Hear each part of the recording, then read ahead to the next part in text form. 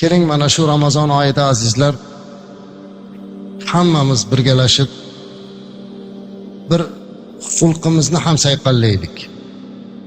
Odobimizni ham sayqallaylik. Chunki musulmon odamning odobi eng birinchi navbatda turadi. Payg'ambarimiz alayhissalatu vassalam o'zlari aytadilarki, men butun mana shu yaxshi axloqlarda hammasini itmomiga yetkazishlik uchun, mukammal qilishlik uchun yuborilgan payg'ambarman deydilar.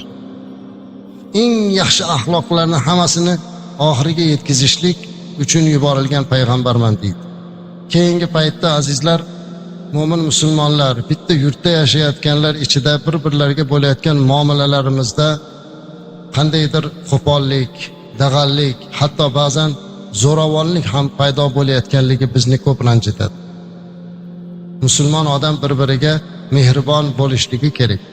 Payg'ambarimiz alayhissalom Ramazon bu tarbiya oyi deb o'rgatib, siz ro'za tutgan paytingizda siz bilan birortasi janjallashsa, birortasi urushsa, siz unga ana soimun, men ro'zadorman deb javob bering dedilar.